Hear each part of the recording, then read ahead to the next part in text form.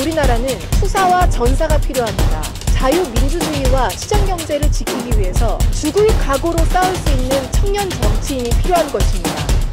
한 번도 경험하지 못한 나라를 만들겠다는 열정으로 뜨겁습니다. 우리는 과거를 바꿀 수는 없지만 미래를 바꿀 수는 있습니다. 안녕하십니까. 조갑제TV 시청자 여러분, 저는 조갑제닷컴의 조세별입니다. 네, 오늘은 귀한 분을 좀 모시고 얘기를 해보려고 하는데요.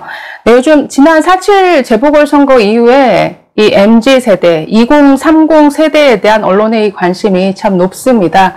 그래서 여야 할 것 없이 어떻게 하면 이 2030 세대의 마음을 얻을 것인가, 또 이 자유우파 진영에서는 이들의 지지를 힘입어서 어떻게 정권 교체를 이뤄갈 것인가, 좀 여기에 대한 기대감이 굉장히 높은 지금인데요. 자, 지금 국민의힘 당대표 선거가 참 뜨겁습니다. 더불어서 최고위원 선거도 같이 이루어지고 있는데, 오늘은 정말 2030 세대를 저희 여기에 모셨습니다. 지금 국민의힘 최고위원 후보로 출마하신 함수롱 후보를 여기에 모셨습니다. 네, 안녕하세요. 안녕하십니까. 네, 기자님 안녕하십니까. 그리고 조갑제TV 시청자 여러분, 구독자 여러분 안녕하십니까. 저는 이번 국민의힘 전당대회에서 청년 최고위원 후보, 청년 부분입니다. 당대표 선출되고요. 그리고 최고위원 2분 선출되고요. 그 트랙과는 별도로 한 명이 선발되는 청년 최고위원 부문이 있습니다.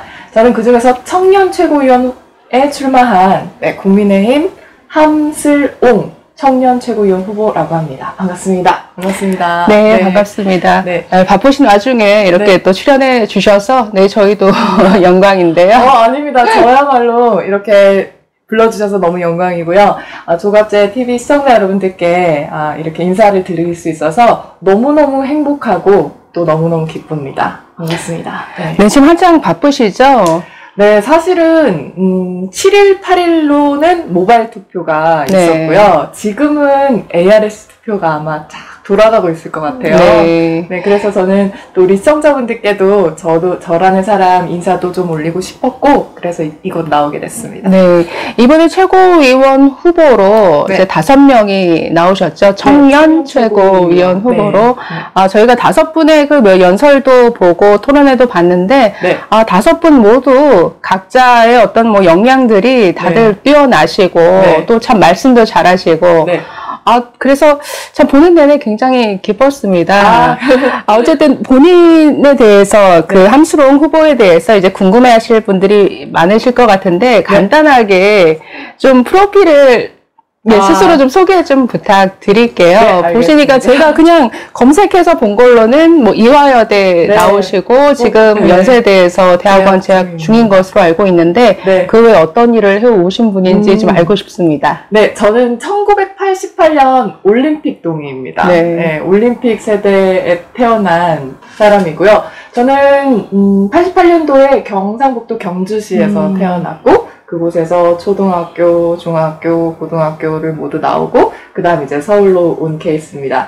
제가 최근까지 했던 일들은 여러 가지 일들이 있었습니다. 저는 20대부터 창업을 해왔었고요. 여러 가지 일들을 어렵게 해오기도 했었고, 창업을 계속 해오다가 20대 후반, 그리고 30대 초반에는 홍보 마케팅, 일을 하고 있었습니다. IT를 기반으로 한 홍보 마케팅 일을 하고 있었고요. 그런 일들을 쭉 걸어오고 있었고, 저는 어렸을 때부터 꼭 지역적인 것을 떠나서 자유대한민국에 살고 있는 것이 너무나 다행스럽고 감사하다라는 입장, 이런 생각을 항상 가지고 살아왔던 사람입니다. 그래서 저는 어떻게 보면 제가 지금의 이 대한민국의 이 상황이 너무너무 가슴이 아픈 것은 당연한 일이라고 생각을 하고요. 저는 그렇게 살아왔던 사람입니다.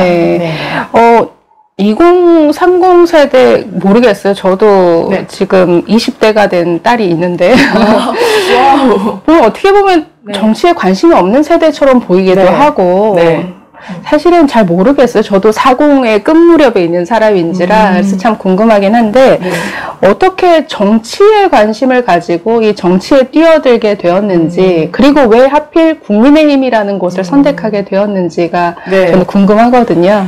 2016년도에 정치적 탄핵이 있었습니다. 네. 저는 국가의 위기라고 생각하고 체제를 수호해야 한다. 자유 대한민국을 수호해야 된다라는 생각을 가지고 있었습니다. 그리고 이후에 모두가 그 당시 자유한국당이었습니다. 모두가 자유한국당의 미래가 없다라고 했을 때 제 발로 찾아왔습니다. 누군가의 뭐 스카웃이라든지 영입 이런 것이 아니었기 때문에 당연히 저는 뭐 개파나 이런 라인 이런 것에 자유로운 한 사람의 저 함수롱이라는 사람이었고요. 제 발로 찾아왔을 때 사람들이 저한테 다 정신이 제정신이 아니다. 거기에 가면 너 미래 없다. 왜 망하는 집안에 시집가냐 라고 저를 다 말렸습니다. 그때 저뿐만이 아닙니다. 당원 동지분들께서도 그냥 스스로 죄인임을 자처하시면서 그 이후에 선거 계속 치러왔고 자유한국당, 그 당시엔 자유한국당이었으니까 그렇죠. 자유한국당이라는 그 이름 하나 때문에 온 국민들로 하여금 손가락질을 당하고 그렇게 해왔던 시간이었습니다. 저 역시도 마찬가지였습니다. 그 당원이라는 거 하나만으로 2030 세대들에게 갖은 욕을 먹고 여기까지 오게 됐었는데요. 저는 그렇게 오게 됐습니다. 왜 국민의힘을 선택했느냐라는 질문에는 국민의힘이야말로 자유 그리고 우파의 정치적 대표체라고 생각합니다. 제가 당연히 이곳에 올 수밖에 없다고 생각하고 제가 생각했을 때 현재 정치적 대표체 제1야당은 이곳이기 때문에 이곳에서 제 뜻을 펼쳐야 하고 또 국가를 바로잡는데 제 모든 것을 걸어야 된다고 생각을 해서 이곳에 입당하게 된 것입니다. 네. 지금 이렇게 얘기를 하다 보면 그리고 연설 들었을 때 네. 자유 우파 네. 이 우파의 가치를 참 언급을 많이 하시는 걸 제가 봤어요. 네. 그래서 저도 항상 모르겠어요. 어떤 우리를 나를 어떤 표현할 때 뭐라고 표현을 할까? 뭐 자유 우파가 될 수도 있고 뭐 자유 진영, 보수 우파, 자유 세력 그러니까 굉장히 다양한 명칭으로 어쨌든 뭔가 나를 이제 규정을 하는데 얼마 전에 그 조갑재 대표께서는 같은 고민을 하셨던 것 같아요. 그래서 문명 건설 세력이다라고 표현을 하시더라고요. 문명 건설 세력. 그리고 그에 반해서 이 문재인 정부는 문명 파괴 세력. 우리가 문명을 얘기할 때 문명에는 크게 뭐 법치, 사실, 과학. 네. 이 법치, 사실, 과학을 파괴하는 이 문재인 정부, 그러니까 문재인 정부와 굉장히 반대되는 어떤 우리의 아이덴티티를 나타낼 때 문명 건설 세력이 참 멋지다라고 생각을 했는데 네. 자유우파의 가치를 굉장히 강조하세요. 네. 그러니까 본인이 왜 그걸 이렇게 강조하시는 건지 본인이 생각하는 어떤 자유우파의 가치라는 거는 뭘까 이게 좀 궁금했거든요. 저는 말씀하신 거에 대한 한 가지 제 생각을 말씀드린다면 일단은 우리나라는 뭐 우파, 좌파 나눠 있는 것은 뭐 부정할 수 없는 현실이고 우리는 일단은 전쟁을 겪은 나라입니다. 네. 그리고 그 전에 해방이 되면서 수많은 사람들이 야 이거 이런 게 있다. 세상에는 모두가 잘 먹고 잘 살 수도 있고 모두가 부자가 되는 어떤 이념이 있는데 지금 북한도 지금 그거를 하려고 한다. 그리고 아시아의 수많은 국가도 이제 그걸 하려고 하고 있다. 유럽의 모 국가도 지금 그걸 하려고 하고 있다. 이걸 생각하면 모두가 열심히 일을 하고 모두가 배부르고 모두가 잘 살 수 있다라는 그런 주의들이 그 당시에 유행했을 거 아닙니까? 네네. 그때 이승만 대통령께서는 그거는 없다. 그런 것은 불가능하다. 인간이라는 존재는 기본적으로 이기적이다. 그렇게 되면은 모두가 배고프게 된다라는 리더십을 발휘하시고 성견 진영을 발휘하셨다고 생각해요. 그리고 난 다음에 저곳으로 가자라고 했을 때 올바른 선택을 하셨고 그렇기 때문에 그것은 바로 자유라는 것을 선택했고 이 자유라는 것은 정치적인 것 그리고 경제적인 것 모든 것에 해당된다고 생각합니다. 그때 자유를 선택했기 때문에 지금의 대한민국이 있었던 것이고 지금의 번영이 있었던 것이라고 생각해요. 저는 제가 자유우파라는 질문을 했을 때 그 뿌리로 먼저 갔습니다. 건국이 우리는 자유 대한민국으로 건국이 됐기 때문에 당연히 저는 이곳에서 프라이드를 가져야 된다고 생각하고 이 이념을 지켜야 된다고 생각하고 있습니다. 그래서 저는 자유우파라는 것이 정답이기 때문에 항상 정통 자유우파를 수호하는 함스롱 인사드립니다 라고 말씀드리는 것 같습니다. 네.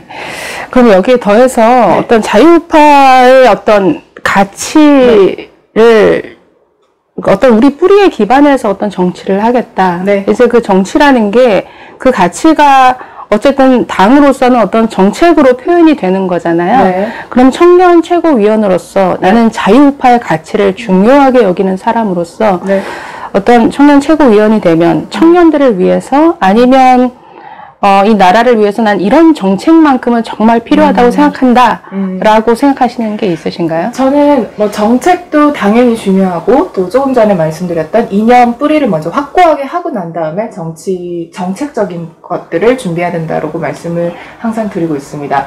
일단은 정책 같은 경우에는 2030에게 우린 미래로 가야 된다. 희망을 위한 소통 창구를 만들겠다. 이런 것들이 저는 사실 다 너무 추상적인 것 같아요. 희망 소통 창구를 만들겠다라고 공약을 하신 분도 있고, 그것도 저는 이해는 합니다만, 구체적인 청년의 현실의 삶에서 저는 정답을 찾아야 된다고 생각을 해요.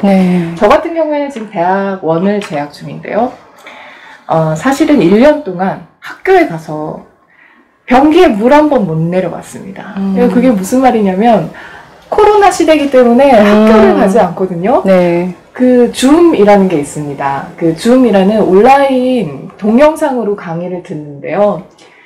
그걸로 강의를 듣기 때문에 강의의 수준도 낮고요. 캠퍼스를 한번 걸어보지도 못하는데 굉장히 웃긴 거는 뭐냐면요. 등록금이 대부분의 학교가 10원 한 장 안 깎아준다는 거. 그렇더라고요. 저희 딸도. 아니 저 화장실에서 손도 한 번 안 씻었는데 그러면 당연히 학교 측에서는 그만큼 큰 비용을 추적하게 되는 거라고 저는 생각하고 저는 이럴 때일수록 학교 측에서 자발적으로 등록금을 좀 줄여준다든지 이런 대책을 마련해야 된다고 생각하는데 저는 우선적으로 등록금 페이백 위원회 추진하겠다라는 말씀 드리고 있고요. 그렇다면 대학을 다닌 사람들만 이거 혜택 받는 거 아니냐라는 지적이 있을 거라고 생각합니다. 저는 평등하게 앞으로 정책을 제시해야 된다는 입장이기 때문에 페이백에 대해서 혜택을 받지 못하는 대학에 다니지 못하는 친구들에게는 바우처, 배움 바우처라는 것을 만들어서 사회 다양한 분야에서 예를 들어 유튜브 제작을 하는 방법이라든지 아니면 요즘 자산 운용 같은 것도 굉장히 많은 친구들이 관심 있는 분야인데요. 개인의 어떤 금융 지식 이런 것들도 다 배울 수 있는 바우처 지급하는 정책 제시할 겁니다. 그래서 제가 하나 인상적이었던 것들은 지금 민주당에서는 어쨌든 2030 세대의 마음을 잡기 위해서 내놓았던 것들이 거의 포퓰리즘 정책이었거든요. 무슨 여행 지원금 얘기까지 썼는데 말도 안 되는 겁니다. 근데 그 포퓰리즘 정책에 굉장히 반대하는 목소리를 내시는 걸 봤어요. 특히 이제 출산하신 그 여성분들에 대해서 꽃바구니를 제공하는 것에 대해서 얘기하는 걸 봤는데 이 포퓰리즘 정책에 대해서는 어떤 방향으로 가셔야 된다고 생각하십니까? 과일 바구니. 제가 그 말씀을 혹시 못 들으신 분들이 있어서 짧게 설명을 드리자면 2019년도에 문재인 정부가 산모, 아이를 낳은 산모에게 과일 바구니를 주라라는 것으로 특별 예산을 편성했는데 90억 6천만 원을 편성했습니다. 여성들이 문재인 대통령 너무 로맨틱해. 너무너무 감사하다. 우리가 이렇게 아이를 낳은 것에 대해서 인정을 해주시는구나 라고 생각하면서 여성 커뮤니티에 그것이 칭찬처럼 퍼지는 것을 보고 저는 마음이 너무 아팠습니다. 그래서 제가 그 친구들에게 시원하게 한마디를 했던 것이 바로 이번 전당대회에서 말씀을 드린 건데요. 친구들아, 너가 오늘 받은 그 과일 바구니는 너의 아이가 미래에 갚아야 할 빚이다. 그걸 먹고 행복하느냐. 행복해서는 안 되고 분노를 해야 되는 것이다. 라고 이야기를 했습니다. 지금 저는 이렇게 포퓰리즘 정책이 나올 때마다 정말 뭐가 솟구칩니다. 너무너무 화가 납니다. 우리가 이렇게 잘 먹고 잘 산 지가 언제부터 그렇게 잘 먹고 잘 살았다고. 이렇게 오만한, 그것도 거기에 공이 하나도 없는 좌파 정권이 여기에 대해서 그렇게 오만함을 펼치는지.